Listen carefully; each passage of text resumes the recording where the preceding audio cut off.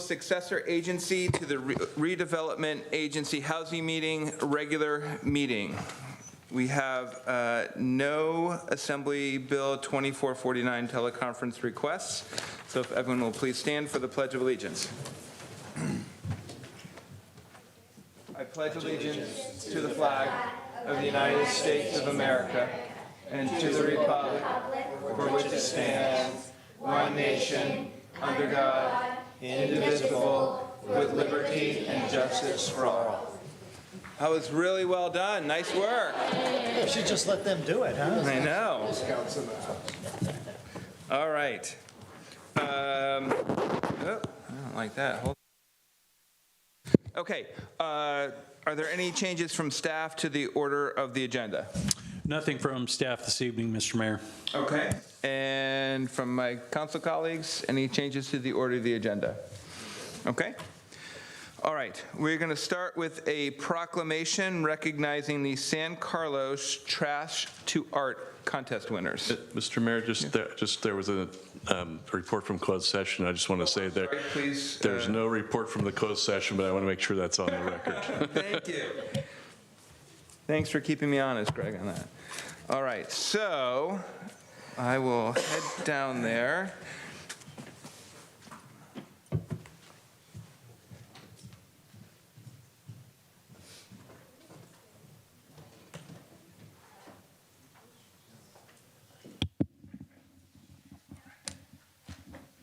Thank you. Okay. All right. And before we start, so we have some of the pictures up here, and we've got some of them displayed here live. So if you get a chance to go take a look over there after, they're amazing. I got to see them and see people, I guess it was a couple weeks ago or a week and a half ago when we had the contest at Recology and the winners were announced. So we are back. So the first, what I'm going to do is read the names and then, well, let me see how, we've got a lot to do. So let's see how we can do this. I'm going to start with Peyton G. Is Peyton G here? Come on up. All right, so I think what I'll do is I will, come on, stand over here. You can do that so everyone can see you. All right, so Peyton is the first place winner of Rethink Waste 2023 Trash to Art contest, so congratulations. Whereas Earth Day, held annually on April 22nd, is a nationally recognized day, and, oh, of course, and community-driven national awareness event in the United States and nearly 195 other countries dedicated to celebrating our world and promoting responsible stewardship. And whereas in celebration of Earth Day, Rethink Waste held its annual Trash to Art contest, inviting all 3rd through 5th grade classes and individual students in the Rethink Waste service area to create a piece of art from normally discarded materials collected at home, school, and around the community.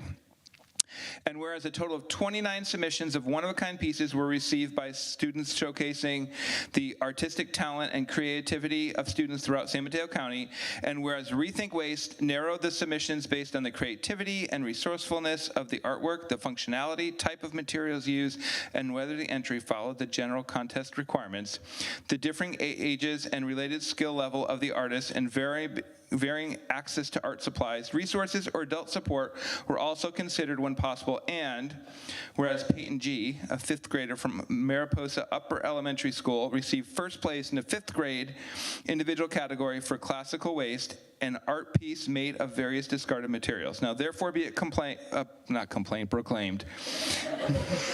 that I, Adam Rack, Mayor of the City of San Carlos, hereby congratulate Peyton G. upon winning first place in the 2023 Trash to Art contest and encourage the community to continue being creative and taking care of our environment. Congratulations. Nice work. So you got a picture? Okay. Anyone want pictures? Got them? Good? All right. So how about, let's do this. Do you want to just slide down because we have a few more and you can hold that? Okay. And we'll do, and I might not read the whole thing for everybody because it's a lot. So let's see what we can do here. So next is Natalie Okamoto. So I am going to see, so now, oh, look at that one. Can you hold it, or you want to put it up top here? Either one. Or make Emmy hold it, and you don't have to hold it. All right, perfect. I love it. So Natalie Okamoto won second place. She's a winner of Rethink Waste 2023 Trash to Art Contest. And I'm not going to read all the same stuff, but whereas Natalie Okamoto, a third grader from White Oaks Elementary School, received second place in the third grade individual category for her creation titled Mr. Snake, an art piece made of various discarded materials. Now, therefore, be it proclaimed that I, Adam Rack, Mayor of the City of San Carlos, hereby congratulates Natalie Okamoto upon winning second place in the 2023 Trash to Art Contest and encourage the community to continue being creative and taking care of our environment. Congratulations. Can we do a photo?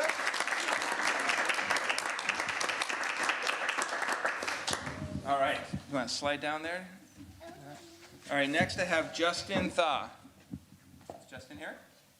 No, Justin? All right, we'll see if Justin's. Now, I think, and I'm, oh, okay. Nope. Nope, he's good? Okay. And Ms., is it Arise? Yes. Arise class, come on up. All right, you guys are well represented here. So I am going to say, we had the contest. I know Rethink Waste had the contest, and they had, let's see, 29 submissions, and San Carlos really kicked butt. We had more winners than anybody else, so congratulations. All right, so Mrs. Arise, third grade class, won first place, winner of Rethink Waste 2023 Trash to Art Contest. So whereas Ms. Arise, third grade class from White Oaks Elementary School, received first place in the class category for their creation titled Trachosaurus, an art piece made of various discarded materials. Now, therefore, be it proclaimed that I, Adam Rack, Mayor of the City of San Carlos, hereby congratulates Ms. Arise third grade class upon winning first place in the 2023 Trash to Art Contest and encourage the community to continue being creative and taking care of our environment. Congratulations. You want to hold that? All right.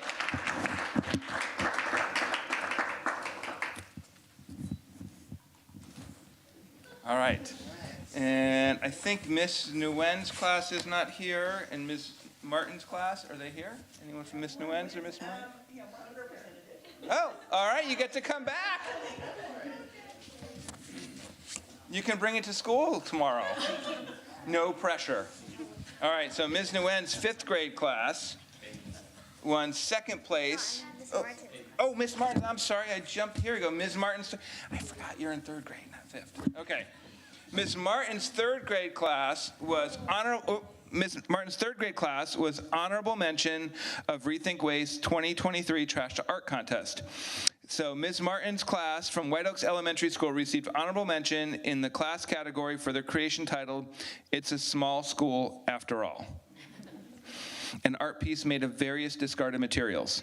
Now, therefore, be it proclaimed that I, Adam Rack, Mayor of the City of San Carlos, hereby congratulates Ms. Martin's third grade class upon receiving honorable mention in the 2023 Trash to Art Contest and encourage the community to continue being creative and taking care of our environment. All right. Thank you. All right. And did we say from Ms. Nguyen's class there's somebody here or nobody's here? Oh, come on over. Take that. Now you have to bring that to school tomorrow. This to school tomorrow. Don't bring the right one. Don't bring the other one. All right, Mrs. Nguyen's fifth grade class won second place for the Trash to Art contest. Now, Ms. Nguyen's fifth grade class from Mariposa Upper Elementary School received second place in the class category for their creation titled Food Butterfly, an art piece made of various discarded materials. And now, therefore, be it proclaimed that I, Adam Rack, Mayor of the City of San Carlos, hereby congratulates Ms. Nguyen's fifth grade class upon winning second place in the 2023 Trash to Art contest and encourage the community to continue being creative and taking care of our environment. Nice work. Congratulations.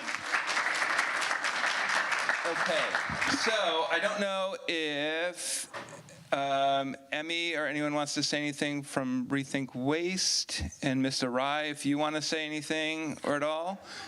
You're welcome to do that. You can come right here and do it that way. So, yeah. I just wanted to take this opportunity to thank Rethink Waste for the opportunities you've given, not just me as an educator, but to the children. Oftentimes, if you can remember in your own childhood, where you got to just take papers or cardboard and play outside and be imaginative and creative. So many times we're stuck in front of a screen or telling kids what to do. But this project allowed the kids to really think for themselves, work together as a team, think about their environment. And as an educator, teachers are very controlling, and we like to have power, and this is a great way to just let it be and let go and let's see what they can do. They had a lot of problems, they had challenges, and they arose to the occasion, and I just want to thank Rethink Waste and the City of San Carlos for acknowledging them and giving us the opportunity to be here and make them feel really good, special. Thank you. Thank you. Is there any public comment on this item, Crystal? I did not receive any speaker slips, and there are no hands on Zoom. Okay, and Thank any you. of my colleagues have any comments? Okay, if not, we will move on to the next item. Congratulations again, and thanks for coming.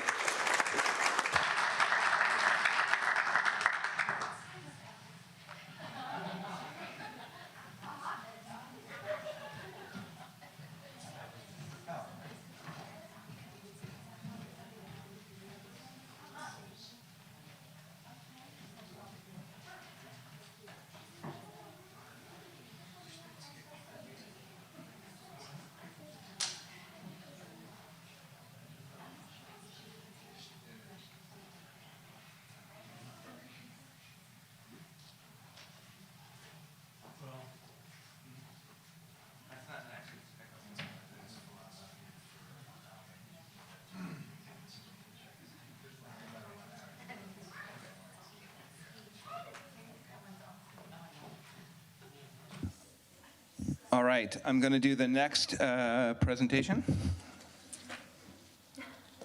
That's for you. All right.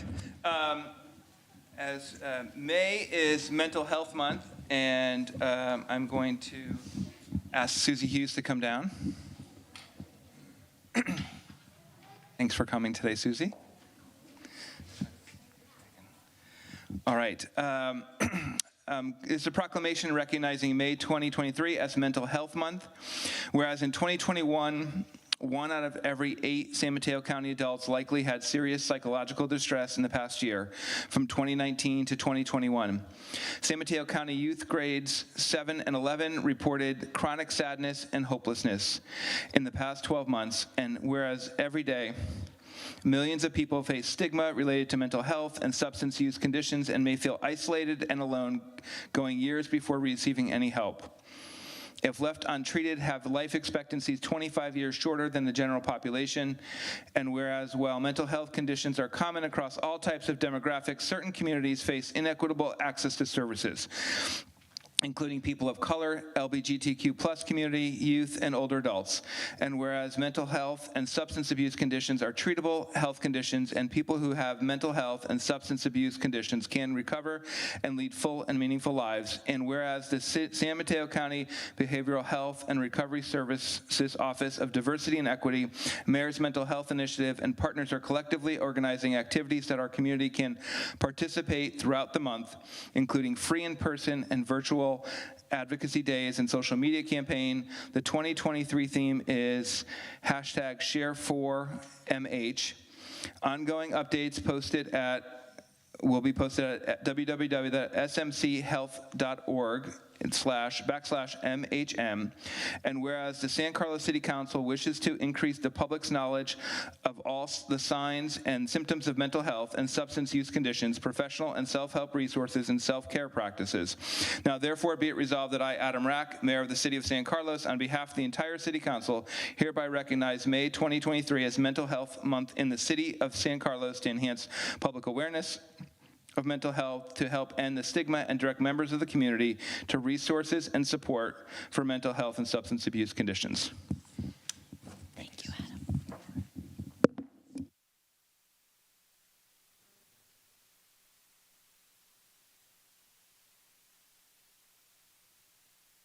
Council for always prioritizing mental health in the city of San Carlos.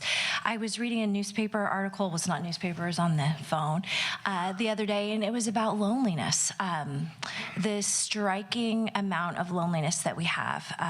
And it's sort of a pandemic of loneliness, even after the pandemic.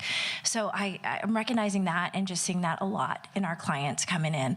As always, I always say the same thing, you know where to call us. We are right here, and we want to have a healthy city, and making sure that mental health is really approached kindly, gently, and quickly in our city. Thank you for the mayor's mental health initiative. That was a really great, thank you, Sarah, for that. It was really a wonderful gift to us to keep us alive during hard times. So really appreciate all your support. Thank you for acknowledging that it is Mental Health Month. And as always, if you need help, call us at One Life.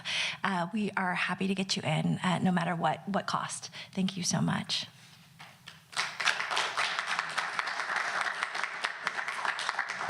Thank you, Susie. And I just want to also thank Councilmember McDowell for all her work on this issue and for raising it. It certainly, I know she did a lot last year as mayor, and hopefully we can continue to do that and raise awareness for this important issue. So thank you.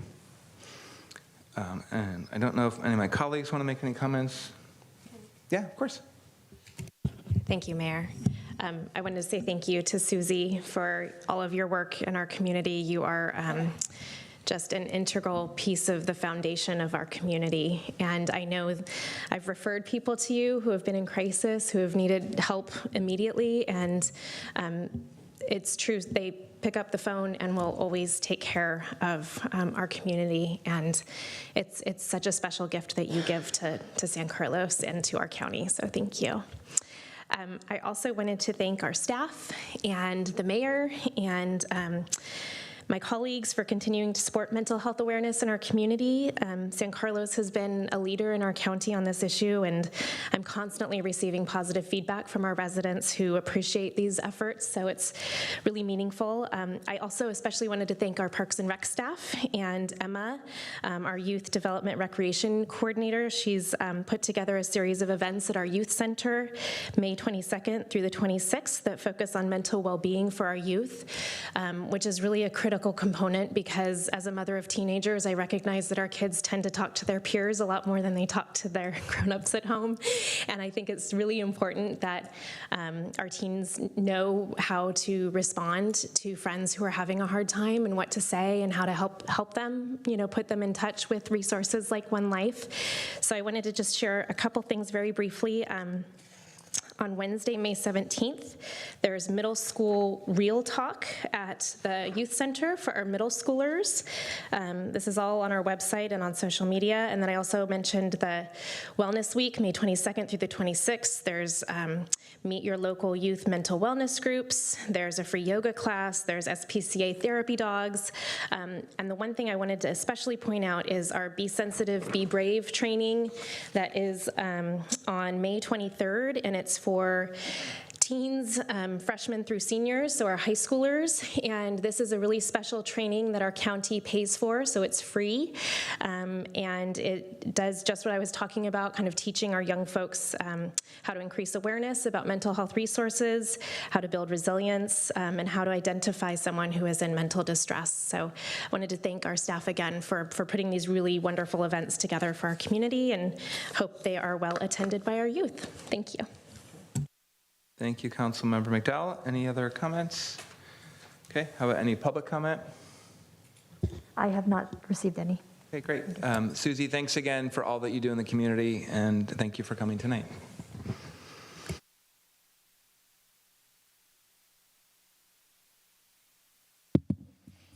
It's like Proclamation Day today.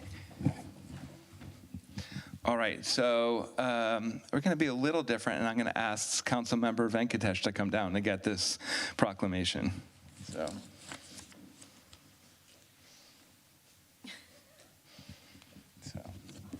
and we'll be a little bit unorthodox. Usually we have someone from the public, but since Councilmember Venkatesh is a member of the AAPI community, and for sure I think the first woman to be elected to city council from that community, I will do this proclamation, declaring May 2023 as the Asian American and Pacific Islander Heritage Month. Whereas Asian American and Pacific Islanders have a long and rich heritage of shaping the history of the United States and are instrumental in the future success of our nation, and whereas the month of May was designated as Asian American and Pacific Islander Heritage Month to commemorate the arrival of the first Japanese immigrant to the United States on May 7th, 1843, and to mark the anniversary of the completion of the Transcontinental Railroad on May 10th, 1869. The majority of the workers who laid the tracks were Chinese immigrants, and whereas celebrating AAPI Heritage Month raises awareness of the vital contributions of the AAPI community and honors the many AAPI leaders who have contributed to the progress of our nation. And whereas one of the City of San Carlos' core values is to be safe, diverse, welcoming, and engaged community, we therefore condemn acts of hate, violence, and aggression toward any and all persons and stand in solidarity with the AAPI community.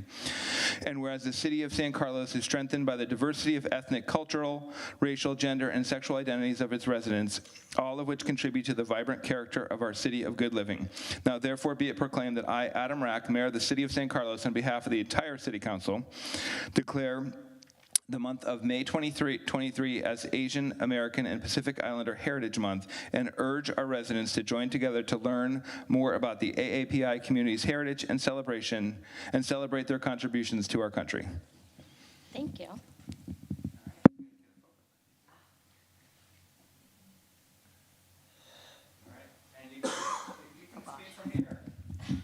If you like. Well, thank you. I certainly do feel welcome here, but I just want to say there's the Adult Community Center is putting on an event for AAPI month, and it's this Saturday, May 13th, from 2 to 5. So thank you for this, and for everyone.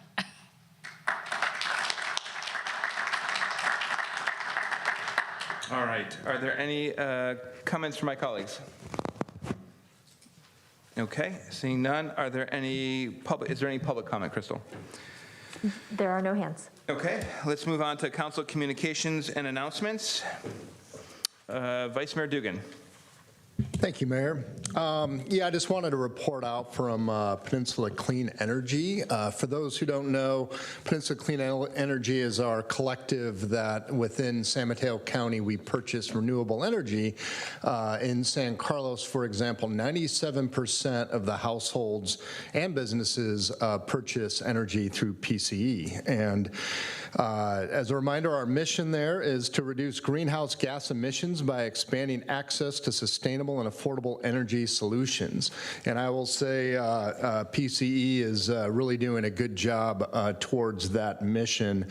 Currently, we purchase 100% renewable energy, so that's 97% of the households and businesses in town are consuming 100% renewable electricity right now.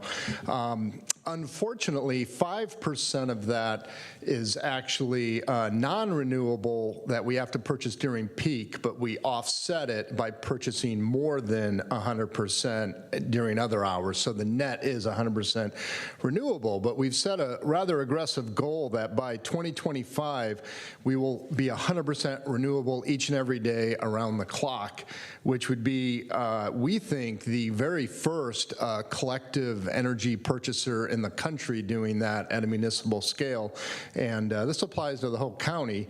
And the announcement I wanted to make was we are just made a very significant purchase of 45 megawatts of energy each year from a brand new battery storage facility in Lockhart, California. And that's actually a fairly historic purchase of capacity for PCE because we've always had a lot of solar capacity, but the challenge is really meeting those peak hours when solar starts to roll off, but everyone's using a lot of energy still in the late afternoon. And this purchase, which is about $142 million over 15 years, so these are significant contracts, will take us about halfway to that 2025 goal of 100% renewable energy each and every day around the clock. And I'm just proud of that, and I think our community in general should be proud that we're going to be 100% fully renewable energy within the next 2 years. Thank you. Thank you, Vice Mayor Dugan. Councilmember McDowell. Thank you, Mayor. I just wanted to let the community know that tomorrow is National Fentanyl Awareness Day.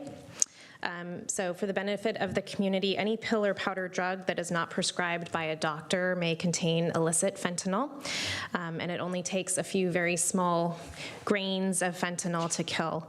Unfortunately, communities all over the country have been deeply impacted by fentanyl-related deaths, and unfortunately, San Carlos has been one of them. We lost Carlmont Senior Colin Walker in August of 2021 from fentanyl poisoning. The Colin Walker Memorial Foundation is doing an amazing job spreading awareness in our community. They recently had billboards all over the Bay Area with this messaging. They've had videos and hosted events. There is more information at fentanylAwarenessDay.org. Tomorrow, throughout the day, there is a webinar series that is free. Several videos several of the webinars will be targeted for parents so that we can learn more.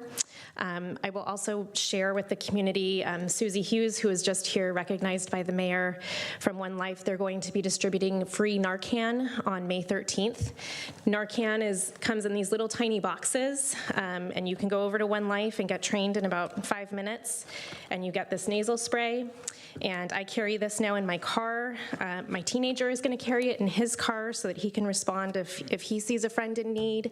It's something that I would really like the community to consider going to One Life and getting one of these.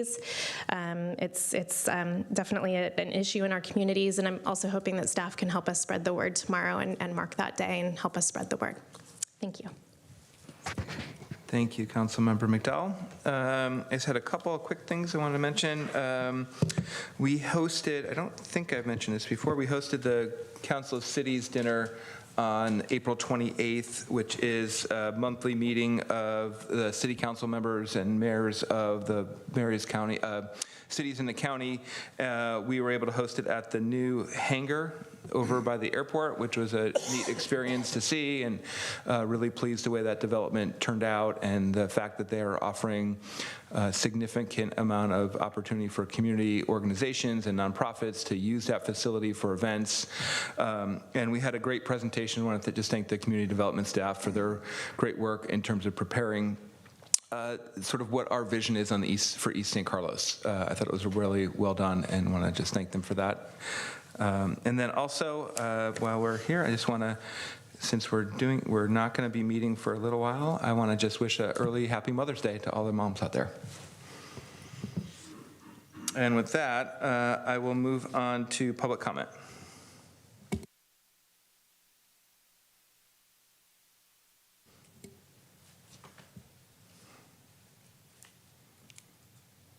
Okay. If there are any members of the public who'd like to make a public comment on items not on the agenda, now is the time to raise your hand. I do see one hand up on Zoom from Debbie and Gary Baldacci. Okay. And thank you, Chris. Thanks for reminding me, Crystal, that this is for items not on the posted agenda. So go ahead, Debbie. Hi, council members. On March the 27th, we had the biosafety ordinance presentation, and the council was going to set it to come back. We've sent several emails, so have other people, and there's no date set. So would you mind discussing why there's a delay and give us an estimate of when it might be? Because a lot of people are looking forward to finding out your ultimate decision on the two ordinances. So if you could do that, we'd really appreciate it. Thank you. Okay. Thank you, Debbie. Jeff, are you able to contact Debbie and Gary? Happy to do that, yeah. Thank you. Did Gary want to speak as well? I just saw your hand come up. No, okay. And there are no more hands. Okay, thank you. Let's move on to the consent calendar. Does anyone want to pull anything from the consent calendar? Okay. If not, I'll take a motion. Mr. Mayor, I will move to approve council consent calendar items A through G. Okay. I'll There's a second that. Okay. There's a motion and a second. And before we vote, I just want to get, so we can have for the record, one clarification from the city attorney that the street paving and things like that are covered, that we do not need to recuse ourselves for those because there is a coverage for that, or there's a ruling on that. There's an exception in Regulation 18702.2 that specifically provides that a decision that solely concerns repairs, replacement, or maintenance of existing streets, water, sewer, storm drainage, or similar facilities is not a material financial interest. So you are not recused. You do not have to recuse if you're close to one of these repaving locations. Great, thank you. Okay, Crystal, will you call the roll then? Oh, I guess I should ask if there's any comments on the consent calendar. There are no hands. Okay, thanks. Okay. Vice Mayor Dugan. Yes. Councilmember Collins. Yes. Councilmember McDowell. Yes. Councilmember Venkatesh. Yes. And Mayor Rack. Yes. Okay, the motion passes. Moving on to 10A, which is new business, consideration of adopting a resolution appropriating $34,320 from the general fund unassigned fund balance to Peninsula Volunteers, Inc. to provide meals services to 8 waitlisted San Carlos residents for 1 year. Okay, Niall? Good evening, Mr. Mayor and council members. Niall Blackburn, Assistant City Manager.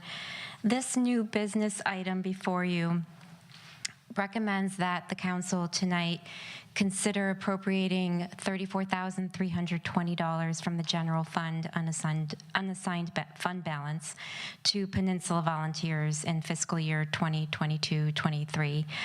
Specifically for the purpose of taking 8 individuals off the wait list so that they can receive services for a year. Oh, I did that last week too. Okay. Peninsula Volunteers is a nonprofit organization here in San Mateo County that's been serving citizens for 75 years.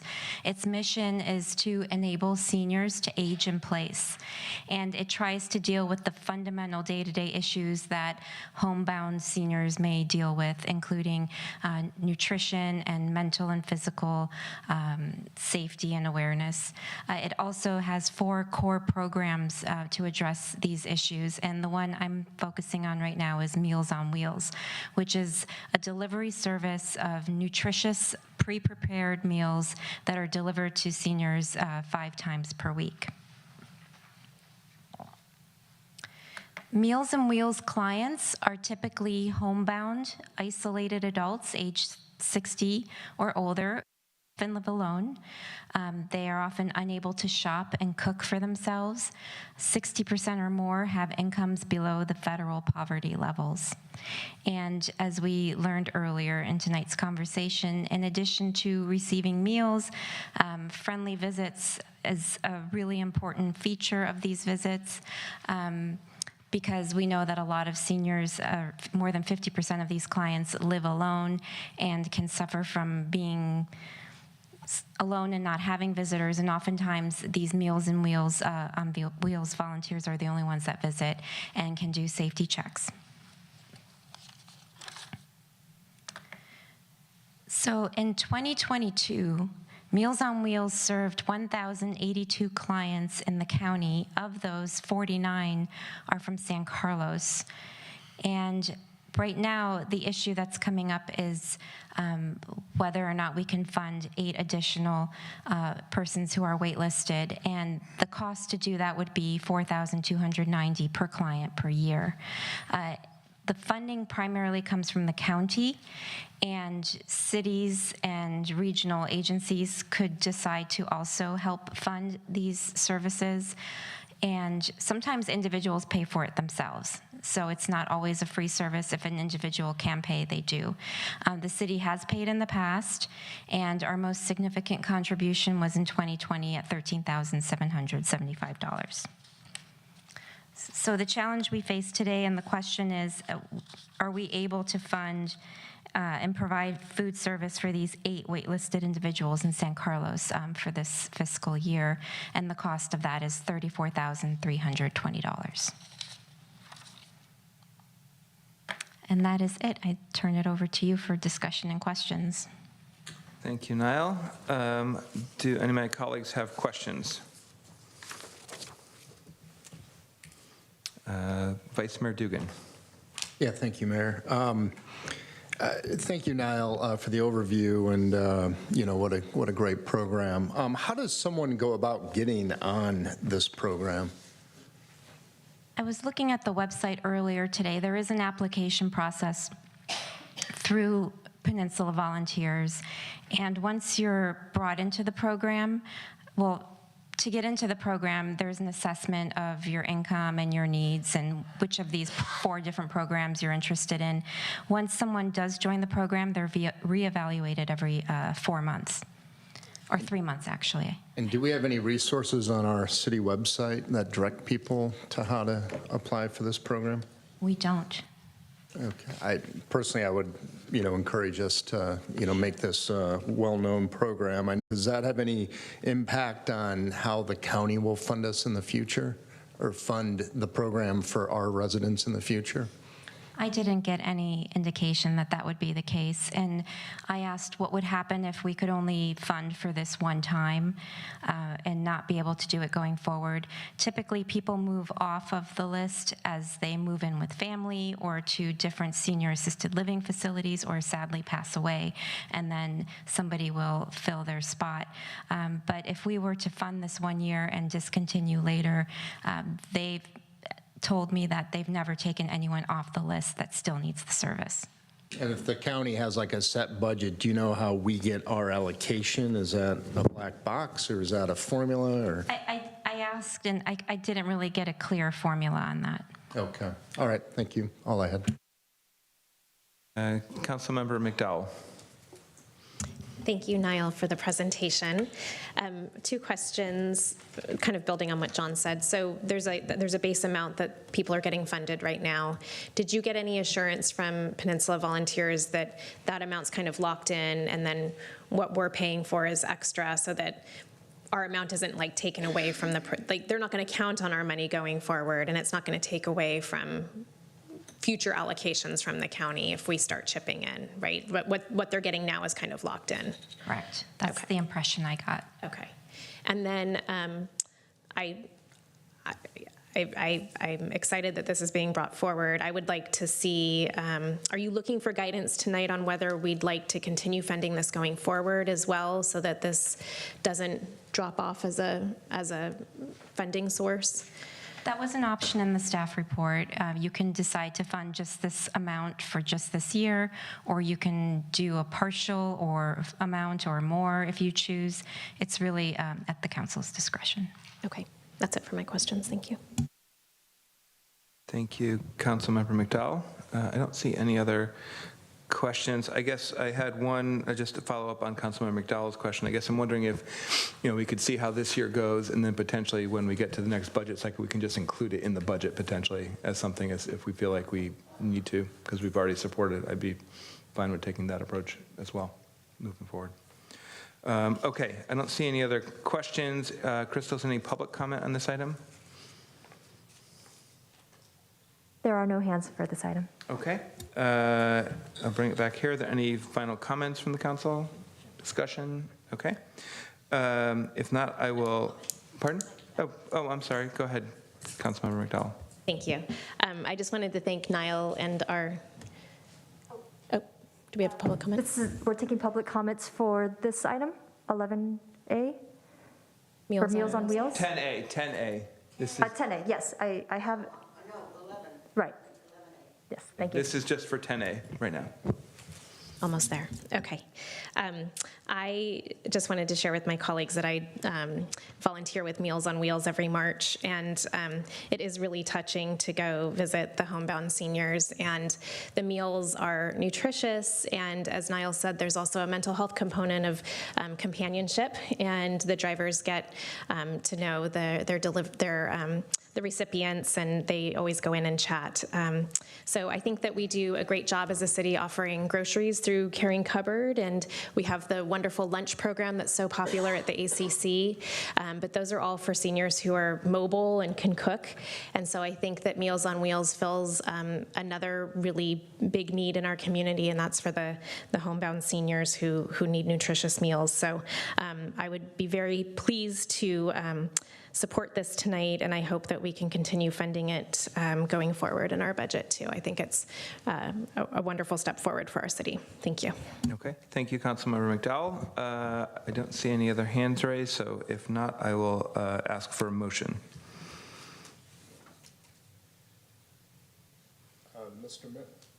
Mr. Mayor, I move to adopt Resolution 2023-54, a resolution of the City Council of the City of San Carlos appropriating $34,320 from the general fund unassigned fund balance to Peninsula Volunteers to provide meal services to 8 waitlisted San Carlos residents for 1 year.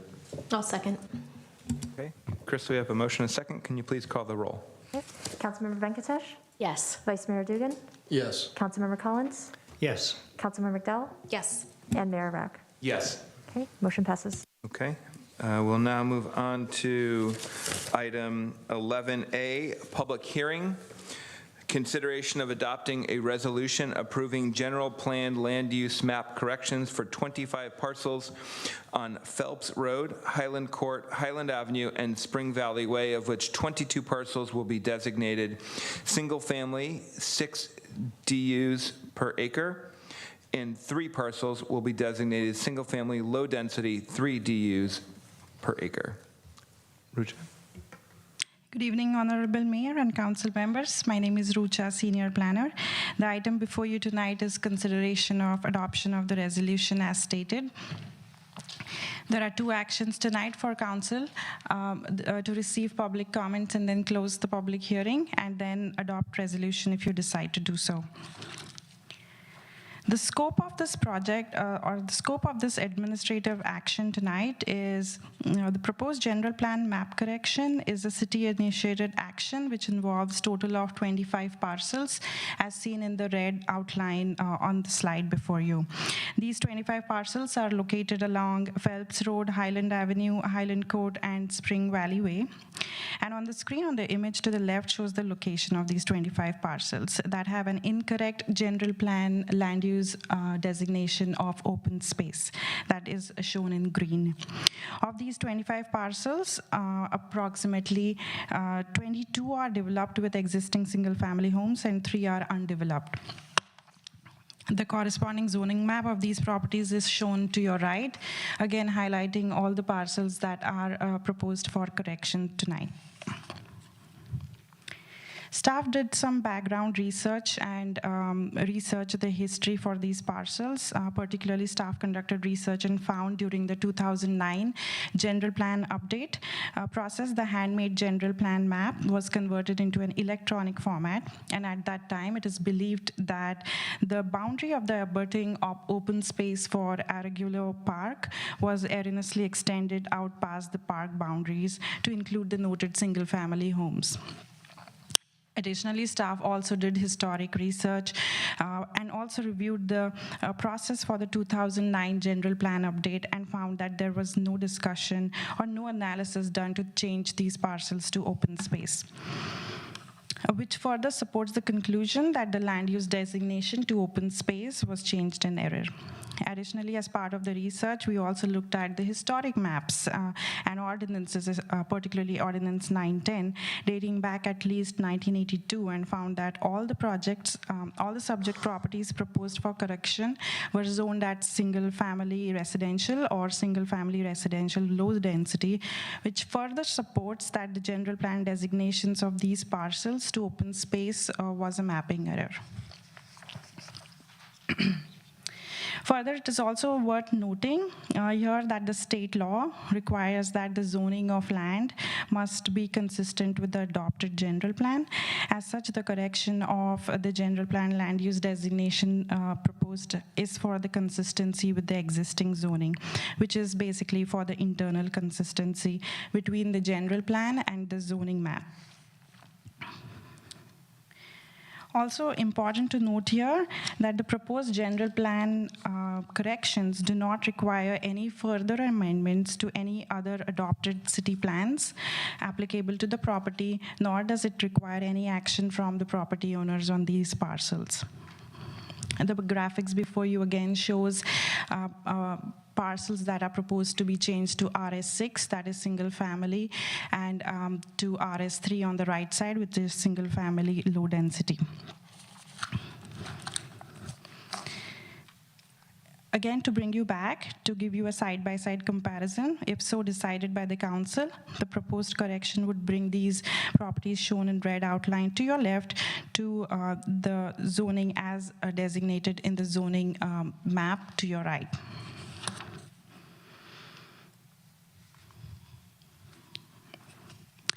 Staff reached out, staff mailed out city mail public notices on April 25th and also published it in the newspaper on April 28th. Staff received 2 public comments that was only regarding any clarifications on this action, and staff has since then reached out and provided clarifications to the public commenters. I would also like to note here that the proposed corrections of mapping error are not a project under CEQA.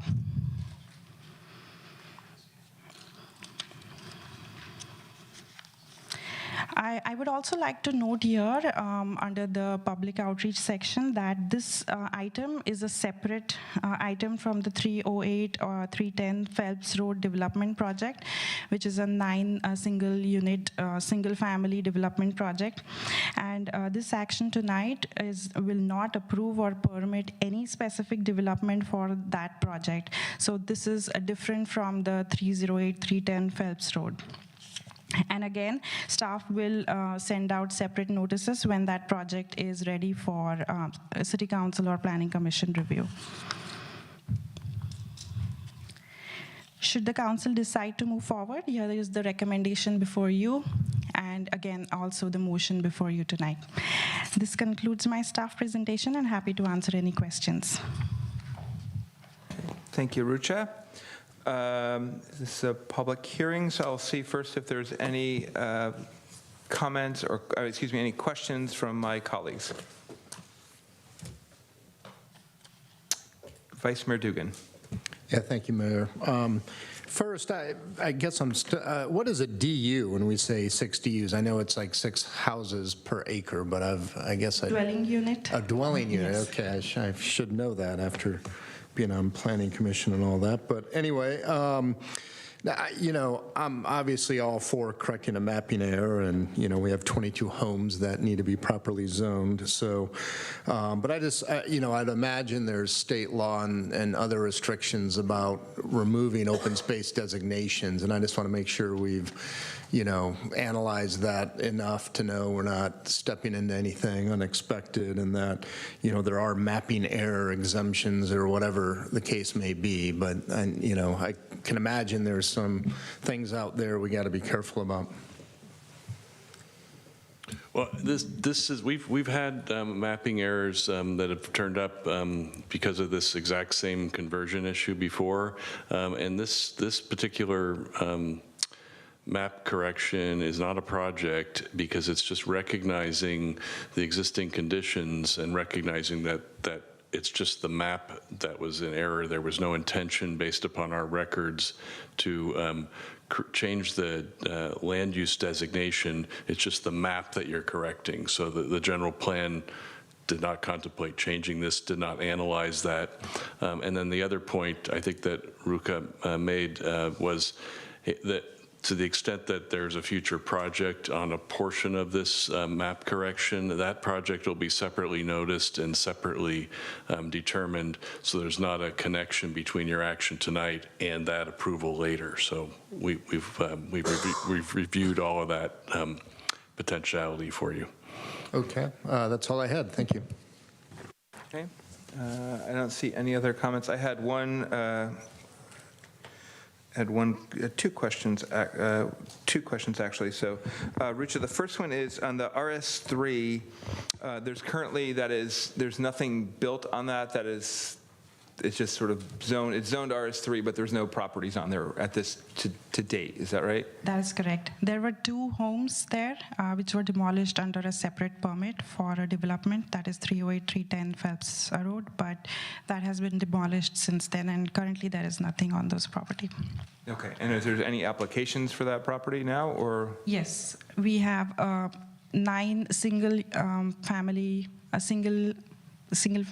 unit development with 8 ADUs on that project, on that site.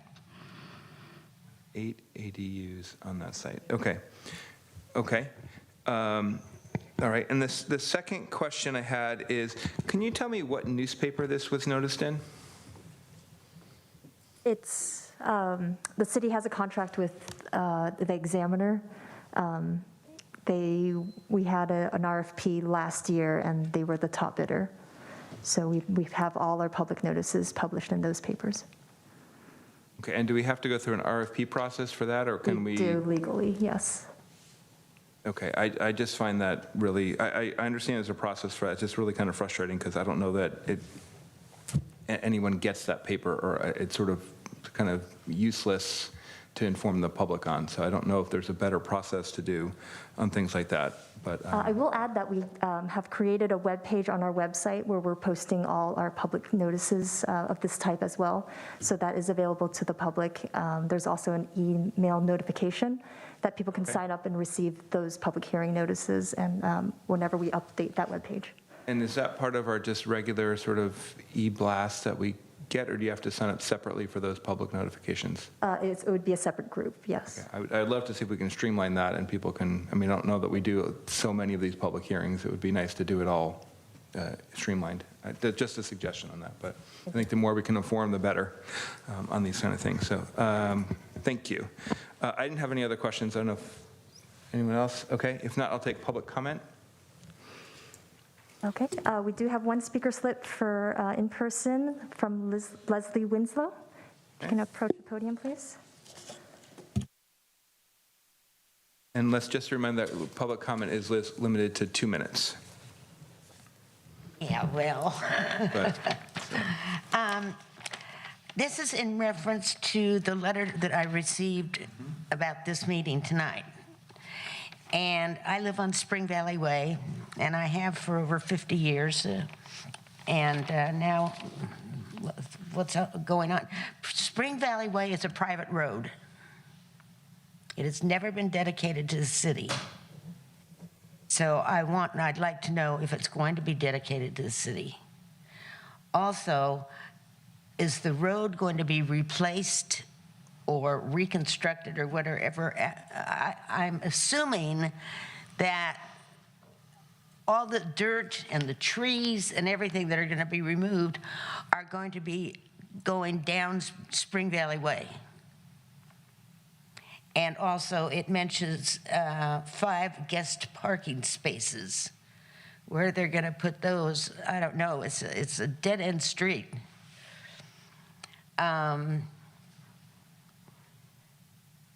So those are basically my questions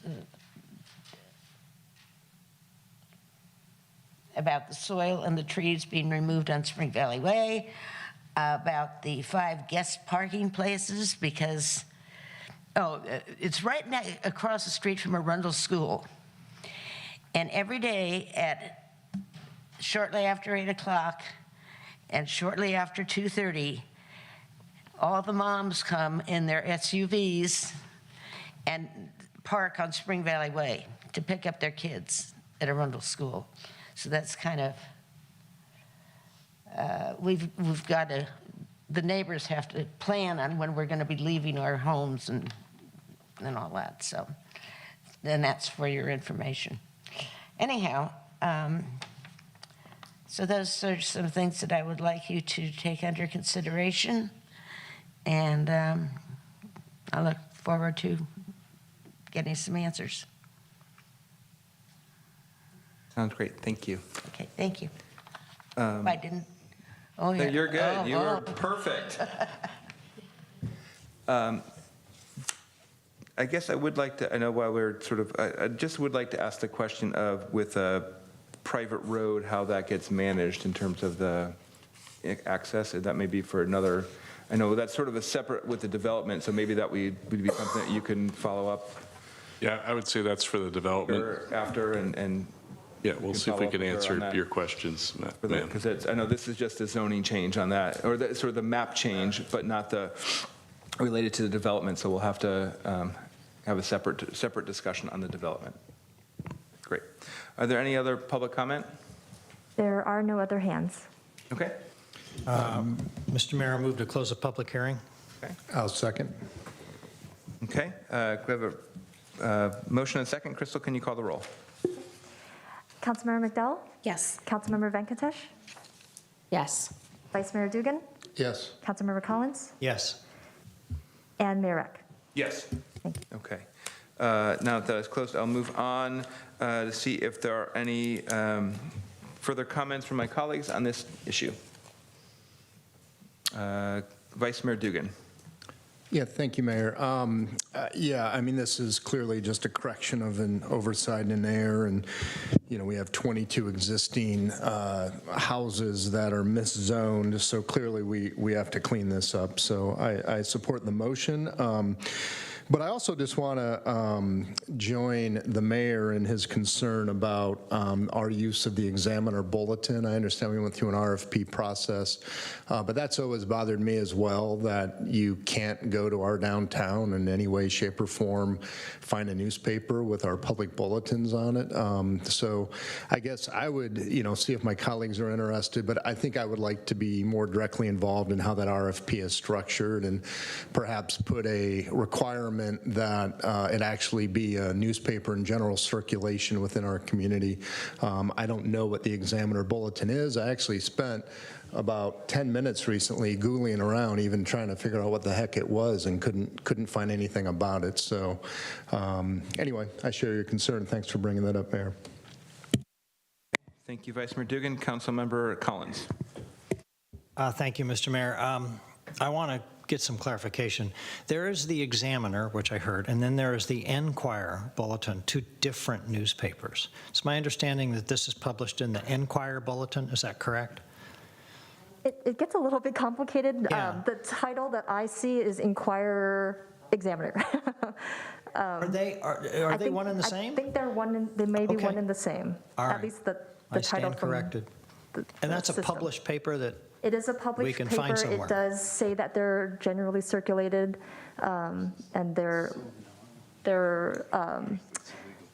a state code that there are only two publications that qualify, and they are one of the two. Thank you. Okay. All right, I don't see any other comments, so I will call for a motion. Mr. Mayor, I move to adopt Resolution 2023-55, a resolution of the City Council of the City of San Carlos approving general plan land use map corrections for 25 parcels on Phelps Road, Highland Court, Highland Avenue, and Spring Valley Way, of which 22 parcels will be designated single-family, 6 dwelling units per acre, and 3 parcels will be designated single-family, low-density, 3 dwelling units per acre, specific APNs as enumerated in the resolution. Second. Okay. I have a motion and a second. Is there any comments? Nope. If not, Crystal, I'll call for a vote, please. Okay. Councilmember Collins? Yes. Councilmember McDowell? Yes. Councilmember Venkatesh? Yes. Vice Mayor Dugan? Yes. And Mayor Eck? Yes. Okay, motion passes. Okay. I will now move on to item 12, agenda setting. So this is consideration of agendizing an item to call for review of the Planning and Transportation Commission's May 1st, 2023 decision regarding 808 Alameda de las Pulgas Townhouse Development, APNs 049-360-060, 050-220-020, 050-220-170, 050-220-160, pursuant to San Carlos Municipal Code 18.27.150E. This is, yeah. Mr. Mayor, I please. have Yeah. I need to recuse myself on this item because my house is 475 feet from the edge of this development. All right. You are excused. 500.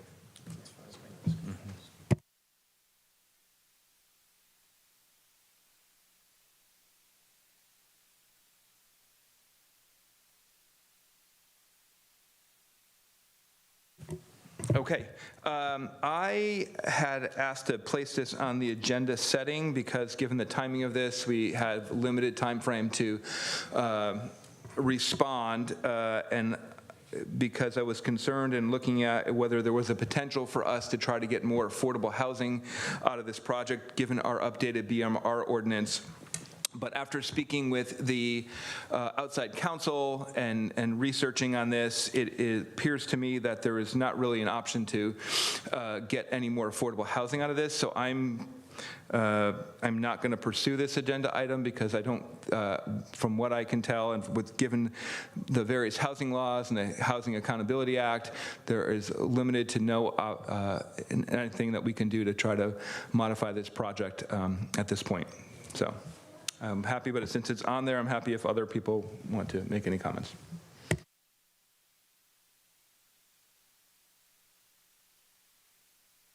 Councilmember Venkatesh. Have we studied like the roads and the cost of this project and the public works and everything to go in? So we can't, I don't know that we can really answer because this is just agenda setting to try and bring it on the agenda, but The project was fully analyzed and all the improvements are being paid for by the developer. Okay. So are there any other comments? Nothing? Okay, so. Through the chair, we do have a I'm public sorry. comment. Is there any public comment on this item? Yes. Thank you. Let me go ahead and pull Thank you. up the slide really quick first. Thank you for that reminder.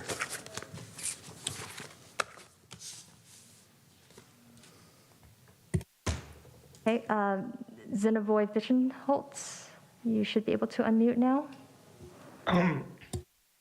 Hello, thanks for taking my call. I just want to remind the council that this project was, the 808 Alameda was not properly advertised. Okay, this is only the neighbors, immediate neighbors were notified.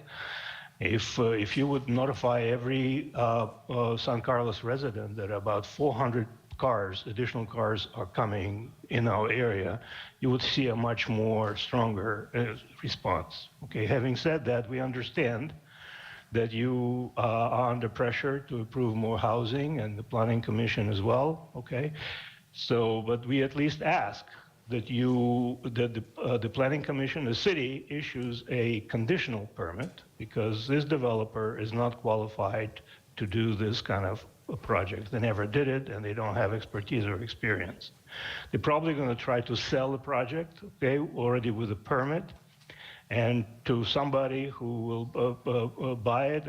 They may or may not have the expertise. And if that happens, okay, they will create a mess. They will remove the trees. They will move a lot of dirt, and then they will face problems that they cannot overcome. So we're all going to live with the consequences. So I would like to council to step in and demand that the Planning Commission issues a conditional permit. The developer, whoever that is, demonstrates their ability to pull a project of this scale, of this nature. Thank you very much. Thank you, Zinovi. Are there any other public comment, Crystal? There are no further, oh, one hand just came up. Okay. Oh, two did. Okay, give me 1 second. So next up is Yimba. Sorry if I'm butchering that. You should be able to unmute. Hi, can you hear me? Yes, thank you. Hi, everyone. Thank you so much for your time and consideration today. I will also echo that standpoint. I think we've recently sat through many hours of deliberation and hearing from the developers, but the reality here is there will be permanent major impact to all of San Carlos, not just the immediate area, both around environment, resource, and major traffic impact. I can share a recent example. As of last week, I think probably on Nextdoor, there were 5+ complaints about stress, aggression getting to the highways. Someone ran over someone's dog while in a crosswalk and left the scene because they were quote unquote in a hurry. I think obviously there are numerous things we need to consider.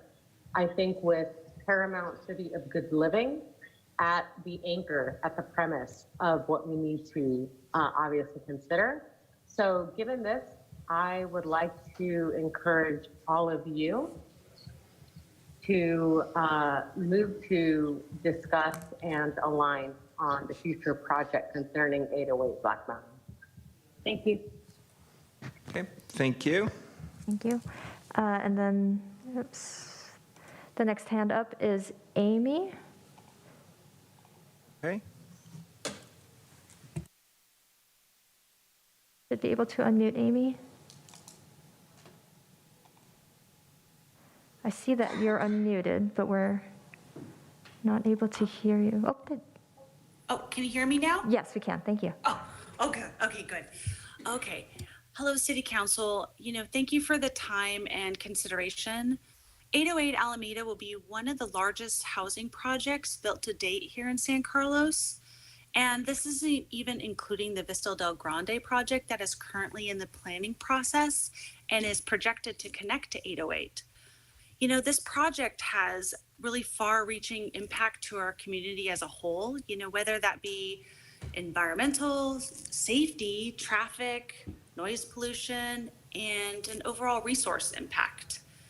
There have been many letters sent to the Planning Commission along with in-person representation at the committee meetings over this project, and many excellent points and concerns have been presented.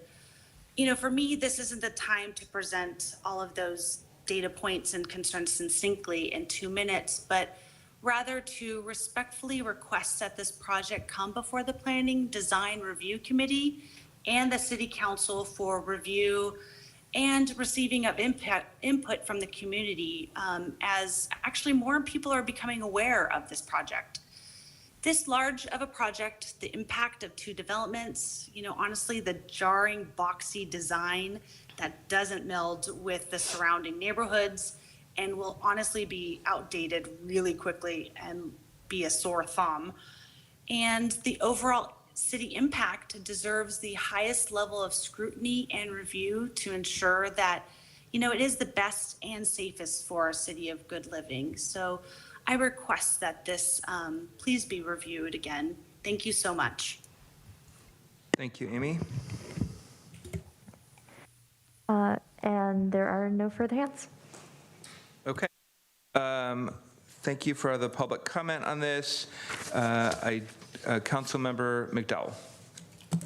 Thank you, Mr. Mayor. I just wanted to thank the public for calling in, and I just wanted to make a brief comment. I too met with city staff and I shared the mayor's concerns about affordable housing, but after some long and thoughtful consideration, the Housing Accountability Act really does limit our ability as local elected officials to make additional mandates or request additional changes once the application has been deemed complete. The Planning Commission has had public meetings. I think our staff has done a good job notifying the public. I certainly got the emails as a member of the public on this project.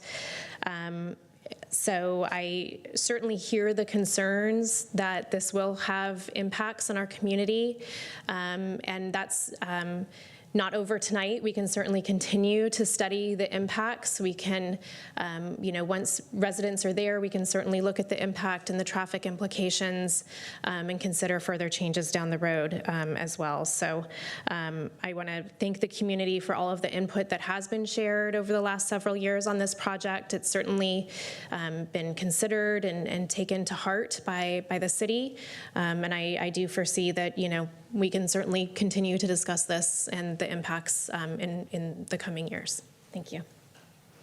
Thank you, Councilmember McDowell.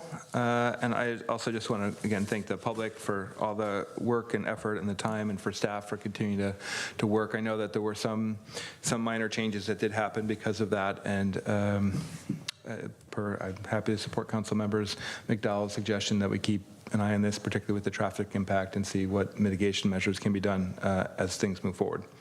So that's it. I don't see any other comments. If not, with that, we are adjourned.